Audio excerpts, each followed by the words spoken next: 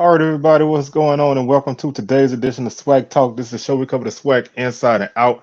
I'm your tour guide around the SWAC CWells coming at you. And I had one thing planned for today, but things being the SWAC turned out to be different. So I kind of shifted my gears.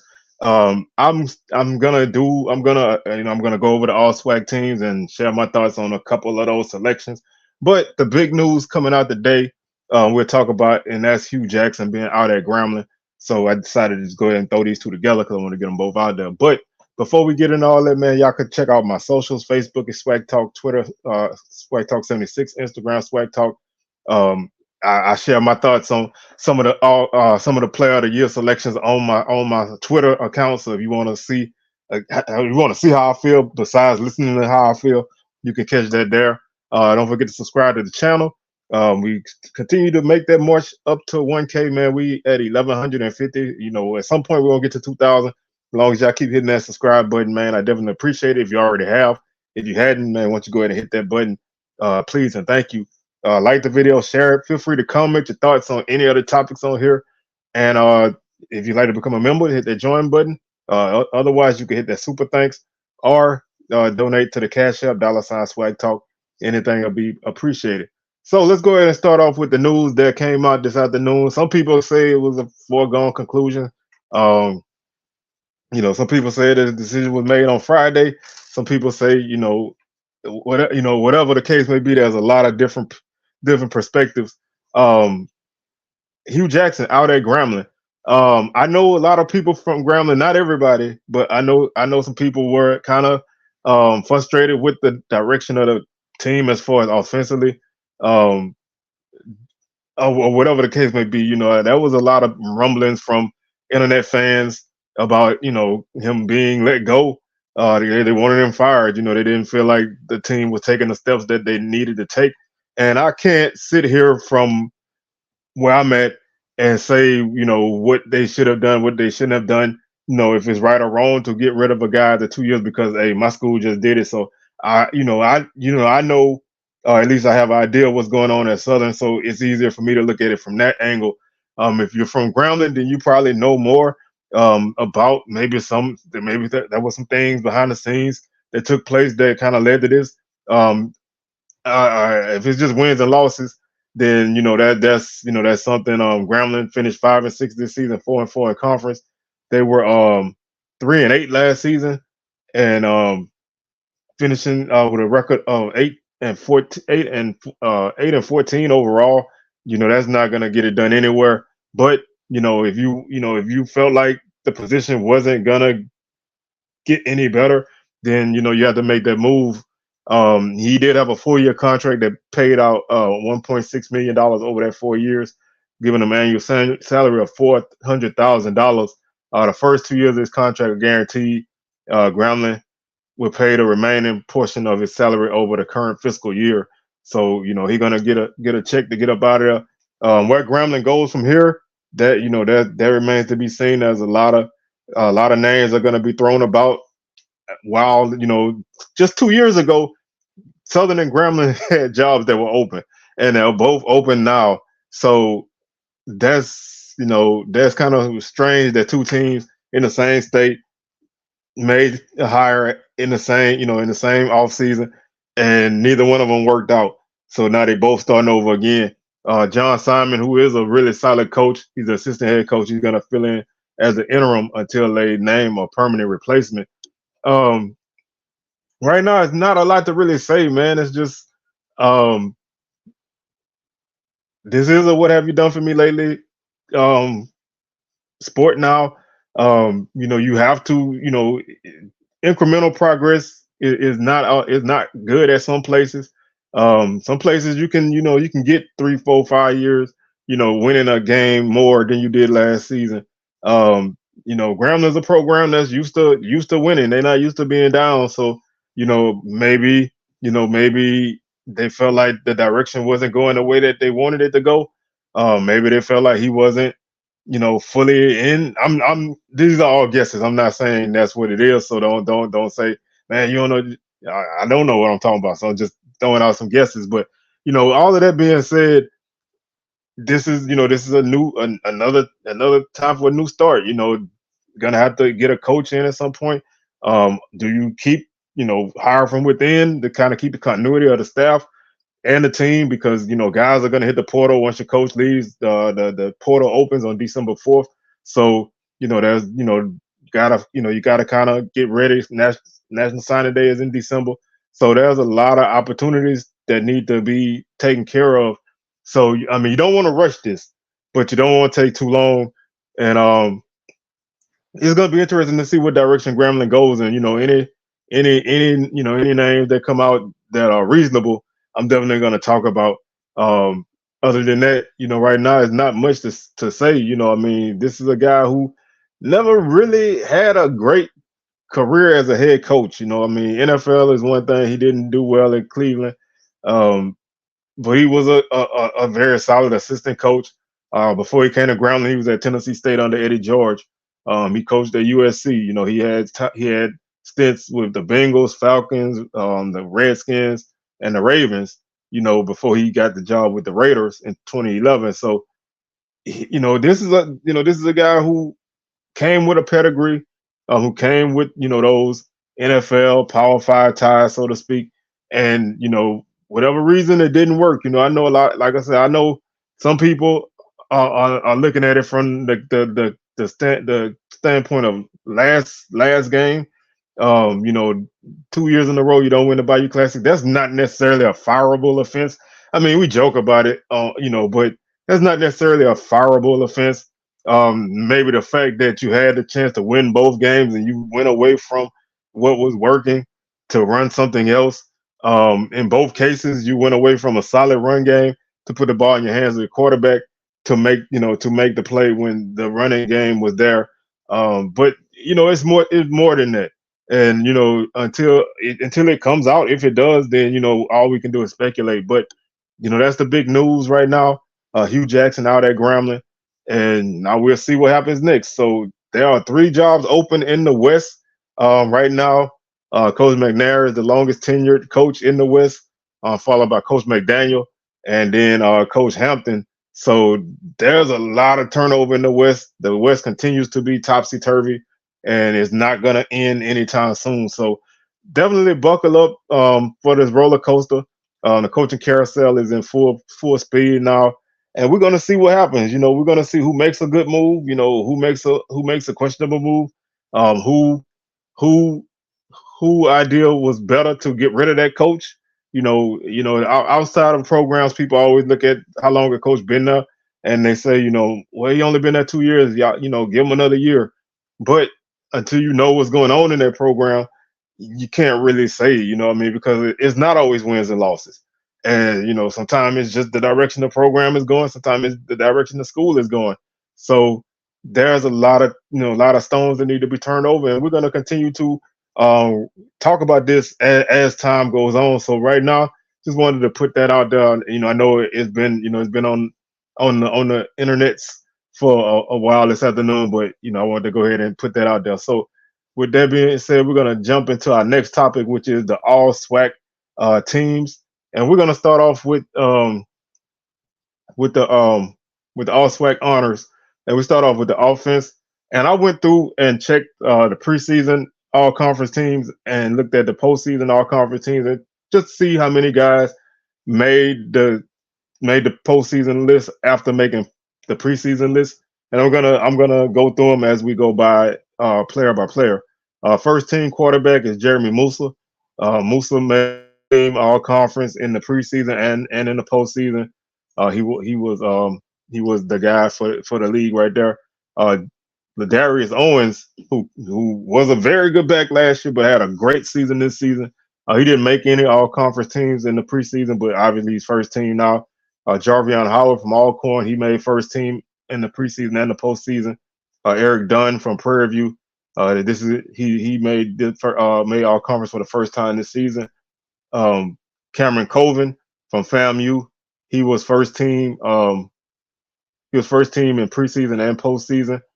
Robert Austin from Alabama State, he was second team in the preseason and first team in the postseason.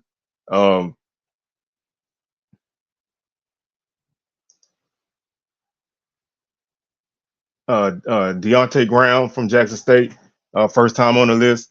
Ryan Atkins from Pine Bluff, he is the last first team all conference offensive lineman, and he was a second team selection in the preseason. Keyshawn Johnson, Alabama State, and Montario Hunt, wide receivers, and Tavarius Griffin from Alcorn. All three guys, this was their first selection. On the defense, Malachi Bailey from Alcorn, first team defense. He was first team in the preseason as well. Anthony Dunn, who had a great season at FAMU, was a really disruptive guy on that D line. He made first team all conference. Sunday Otter Anderson, who was the preseason player of the year on defense. He was first team selection in this preseason as well. Kelby Gibbons from Southern, who had a really, really, really good season for a young guy. He was a second team selection in the preseason. Isaiah Major, first team in the preseason. Bubba Adams, first team in the preseason. Rico Dozier was a second team selection in the preseason. Amari Hill Robinson also was a first team defensive back in the preseason. Kendall Bowler, also first team selection in the preseason. Jordan Carter, same. Eric Smith from FAMU rounds out the defensive backfield. Specialist Cameron Gillis, that guy was a really, really, really great kicker this year. He made first team all conference, didn't make it in the spring. Jimmy Isles was the second team, was the first team punter in the preseason as well. Terrell Gardner, great return guy. This was his first selection. Braxton Blackwell from Southern at long snapper. He was a second team selection in the preseason. Switching over to second team offense, Aaron Allen. That's a guy who I don't even know if I want to say resurrected his career, but that was a guy who a lot of people, and again, people doubted him in the preseason. We all were, high on Tyler Macon, and Allen, coming off of an injury, he had lost his job. He wasn't gonna do anything, and this guy put all that behind him, and he had a great season. He was one of the reasons why Alcorn offense exploded the way it did for the middle portion of the season. Was a really, really great threat passing the ball. Didn't turn the ball over a lot either, so definitely deserving of that second team honors. He didn't make a preseason team. Chance Williams from Grambling, over 800 yards on the ground. Nice receiver out the backfield. Great running back. Gonna be, as long as he stays at Grambling, he's gonna be a first team back probably next year. He didn't make us all conference team in the preseason. Donovan Eaglin, who kind of had an up and down season this year, mainly because of injury. He was a first team selection in the preseason, second team in the postseason. The entire offensive line, this is their first selection. Ashton Grable from FAMU, Arrington Taylor from Prairie View, Dominic Boyd from Alabama State, Aurelius Dunn from Alabama State, and Evan Henry from Jackson State rounds out the offensive line. Jamari Shareed was a first team selection, first team all conference selection in the preseason. And Marcus Riley rounds out the receiving core. He was a second team selection in the preseason. DJ Stevens was the first team tight end in the preseason, and he rounds out the second team offense. Second team defense, Taj Brown from Southern. He was a first team selection in the preseason. Gentle Hunt from FAMU, he was a second team selection in the preseason. Traquan Thomas had a really good season from Bama State. This was his first selection. Zarion Hayes from Alabama A&M still was a force on that D line, and he was the first team selection in the preseason. The entire linebacking core, are guys who did not get selected in the preseason, and those guys are Isaac Peppers from Jackson State, Jacob Williams from Texas Southern, who could have been a first team linebacker. I mean, obviously, the guys in front of him, somebody was going to have to drop. All three of those guys had great seasons, but he could have easily been in that first team class. So he had a really great season. Johnny Chaney, another solid linebacker from FAMU, the defensive backfield, the guys who were not selected in the preseason. Imari Pate from Alabama A&M was an interception machine. Keenan Leachman had a solid season, but had a great game against Southern where he forced tons of turnovers, scored 2 touchdowns. But he was a very good player for Alcorn. Mikey Victor, really good in the secondary for Bama State. Lovey Jenkins, part of that great FAMU secondary. The specialist, Josh Griffin from Southern at place kicker. He was a first team selection in the preseason. Matt Knoll, who even with injury still was a great punter at Jackson State. Robert McMahon, guy who could return punts and kicks, had a big touchdown against Tuskegee. Had another return for a touchdown on a punt this season. He was the return specialist. And Clayton Thomas Jr. rounds out the second team specialist as a long snapper. He's from Bethune-Cookman. So I don't, looking at the list of guys, there's not a lot of, other than maybe shuffling people here and there, I don't really see anybody who made the all conference list that I would even have a problem with, whether that, they should have been there or they shouldn't have been there. I thought they did a good job with the all conference teams. Like I said, a guy like Jacob Williams could have been a first team guy, but, there's some, those three linebackers in front of him are guys who, who do you drop down to put him up there? That's a good problem to have. Linebacker was definitely a strength in the league this season, and so many of those guys could have been all first team guys. But you had two really great linebackers who were already first team in the preseason, and a guy who kind of jumped in the regular season and had a ton of tackles and was able to be one of the bright spots on a bad team, Enrico Dozier. So I don't really have a problem with anybody that made the list. Last in the preseason, there was some questionable decisions, like Anthony. I'm not picking on the kid, but Anthony Turnage from Valley. He wasn't. He really didn't kick much coming into the season, and he didn't have a great season. So it's almost like they kind of guessed at a guy for that position, which it's special teams. But other than that, not really a lot of issues with that. I don't know. I don't want to say this is a problem, but this is my rant. When you look at the players of the year, I would love to know the selection process. I know it's voted by the SIDs and the coaches, but what is the criteria? And before we get into that, let me go through these guys and get them their proper shine, because this is a rant about the selections, but it's not about these guys. So I'm not slighting any of these guys. I think they're great guys. Hell, I thought Isaiah Major could have been Defensive Player of the Year, and he deserves it. But we'll talk about that in a second. But Coach of the Year, Willie Simmons, no surprise there. He led FAMU to an 8-0 regular season in the SWAC championship. He has them ranked the highest that FAMU has been ranked since 1998 at number 5, and their first 10-win season since 1999. They are 8-0 in conference, and winning their first SWAC East Division. They'll host the SWAC championship game against Prairie View. 10-1, 9-game winning streak. The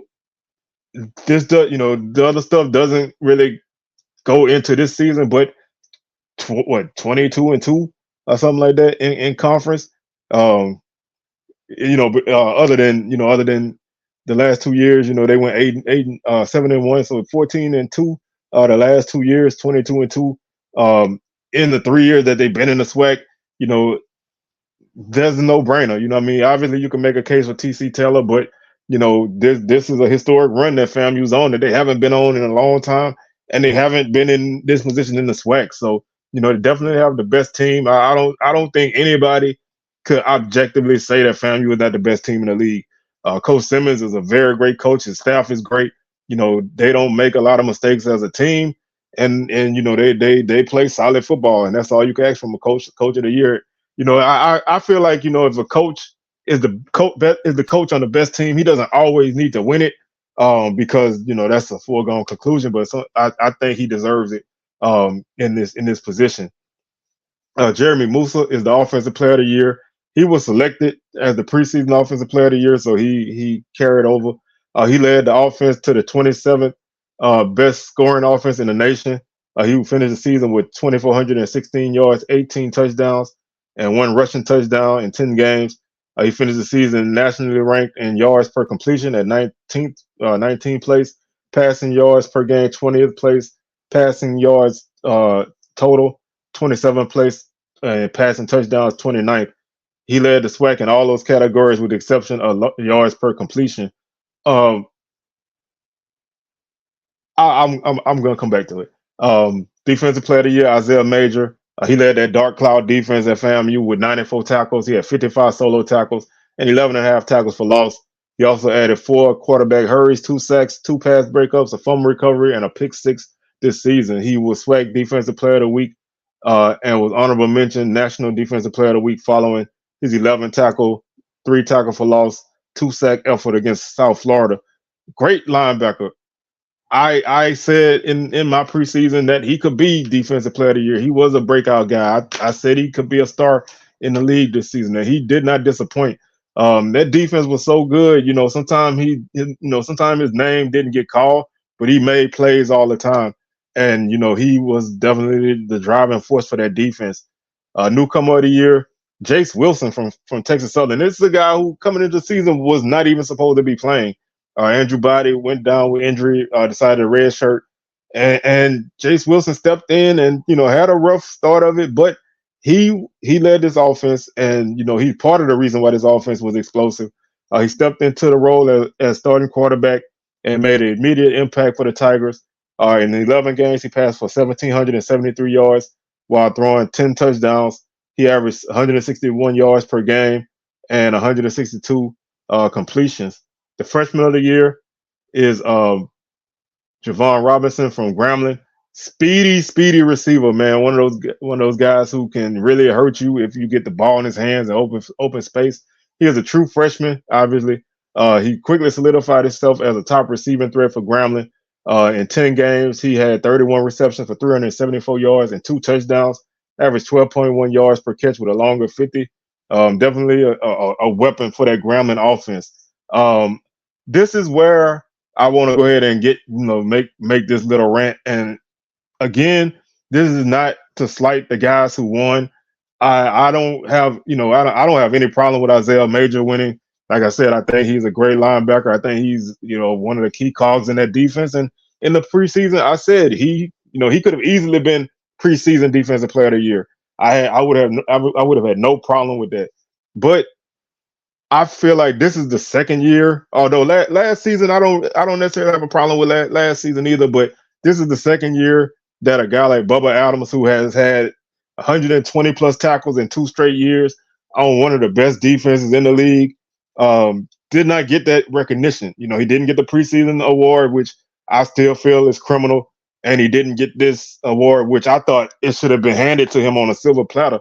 I'm not the only one, but I would just love to know the criteria for this. Is it team success and numbers? Because numbers wise, Bubba Adams, he's one of the top linebackers he's one of the best players in the conference, regardless of position.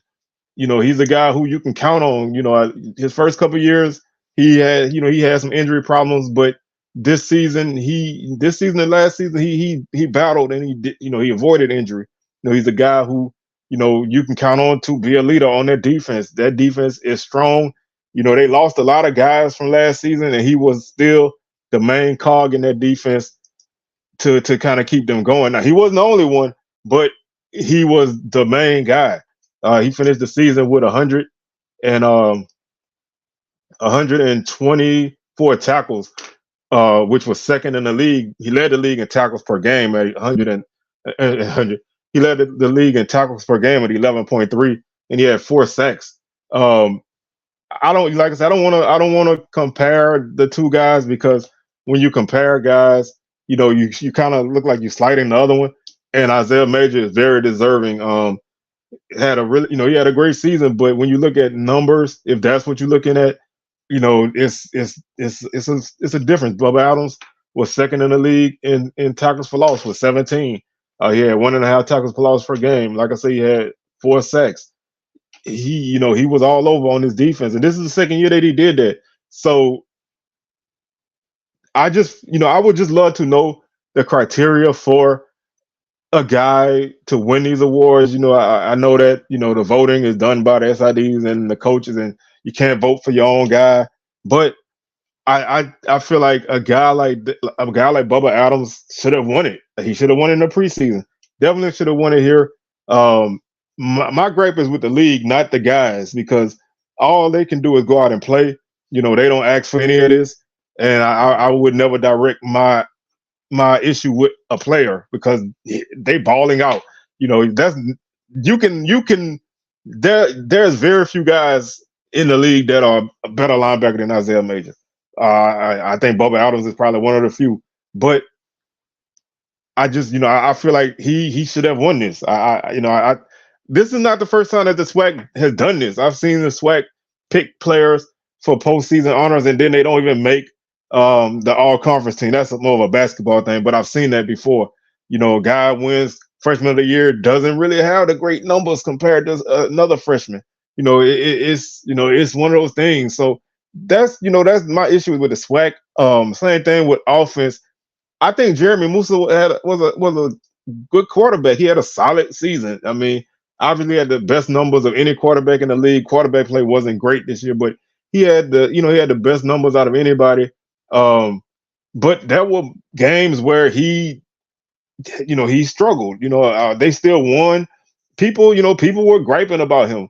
I feel like Ladarius Owens, and I've been saying this. You watch Swag Smoke, are you seeing my socials? I've been saying it for like the last 4 weeks, 5 weeks that Ladarius Owens should have been Player of the Year. I mean, he's the only back over 1,000 yards in the conference with 1,512. Almost 700 yards more than the second place guy. I mean, the kid carried the ball 227 times on the season. That's like 70 times more than the second leading guy in carries. Average 6.7 yards per carry, which really led the league when you look at a guy with over 100 attempts. 14 touchdowns. Again, numbers led the league by five more touchdowns than anybody. 77 yards. That was the longest run of the season by 4 yards. 126 yards per game. That's 38 yards more than the second place guy. The kid was electric. The kid was dominant. If it's a team thing, you look at and you want to look at, team success. I don't have a problem with that, but I this is an individual award, not a team award. And he also chipped in 365 yards on kick returns. So he's an all-purpose guy. That's a guy with over 1,800 yards of all-purpose offense. On a team that didn't really, they won 3-8, 4-7. Not a team with a great record. And when you look at it, I would look at more of a quarterback playing on a losing team. I might be skeptical of him winning the award because you're losing, you throw the ball a lot. But this team ran the ball a ton, and he was the main guy to carry the ball against great defenses. That like I said, there's just to me there's no real reason that you can take this away from him. I'm not like again, I'm not trying to knock anybody, but I just think that this guy had a career season. And when you put up career numbers and you're the only guy at your position to cross 1,000 yards doing it, I think you deserve that recognition. And he had great games against great defenses. Toward the end of the season, he showed, when they needed him to show up, he showed up week in and week out, even with teams knowing that he was gonna get the ball. And to me, that's what a Player of the Year is. Now, if it's MVP or whatever you want to call it, or the guy who meant the most to the best team. That's fine too. If that's your criteria, then that's your criteria. I'm not gonna dispute anybody's criteria. But I will dispute if somebody is being selected when I don't think that they should have won it. Um, like I said, out of the two players of the year, I guess you could say my biggest issue would be with Musa, and it's not on him. I just think that Owens had a better season. Um, there's just no real way to look at it. I mean, when you look at this guy this season, the last few games he played against FAMU, Jackson State, Southern, and Alcorn, and had tremendous games in those games. He ran for 100 plus against both those teams. Ran for almost 250 against Southern. On the road, this is a guy who, like I said, he did everything that you needed a running back to do, and you can't ask for a lot more than that. And he just had a tremendous season. So I just to run through his numbers, the last well, let's just run through his season from September 29th when they played Lincoln. All against every FCS team except for Grambling, he ran for 100 plus yards. He had 104 against Prairie View in the first game. He ran for 139 against Lincoln, 163 against Bethune-Cookman and 3 touchdowns, 136 against FAMU, whose defense doesn't give up barely 80 yards per game on defense. I think he might have been the only back to run for 100 yards against them this season. Southern, he ran for 205 and 300 on 34 carries. Jackson State, he had 106 against another great running defense, 211 and 3 touchdowns against Alcorn, who has a great rushing defense. And then in a loss against Pine Bluff, he ran for 143 yards and 3 touchdowns. This is there's no other way to put this. That's player of the year numbers. Um, I think they missed on that one. Defensively, like I said, you can make a case for either guy, or you can make a case for other guys. I just feel like a guy like Bubba Adams, who probably should have won it in the preseason, really should have won it here, and not because he didn't win it in the preseason, but because his numbers are great. And now if it's not all about numbers, and it's about your team and how you impacted your team, then that's still Bubba Adams, because he was the leader on a defense that lost a lot of guys and still was a top two defense in the league. So you can't go wrong with either guy on defense or anybody else who could have been in that position. Offensively, I just think a quarterback who wasn't the most consistent guy, who people from his own team had questions about his play this season. I don't think that's player of the year caliber.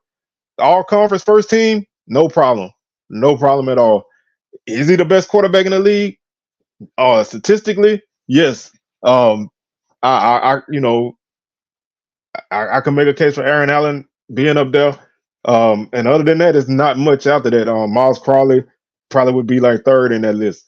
But that's just my gripe, is that the SWAC office, the SWAC office, the coaches, the SIDs, whoever do this stuff, they routinely miss. It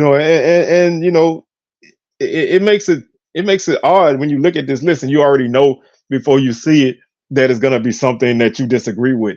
It happens all the time, and I don't think it's ever going to stop happening in this league. So I just wanted to get that out there, because I do think that other people should have won these awards, but I salute the guys who won it, because it's not their fault. They can only go out and play. They don't ask for none of this, but they win it. Hey, it's theirs. I'm not gonna say take it from them, but I just think that they missed on those two things. Coach of the year, no argument at all.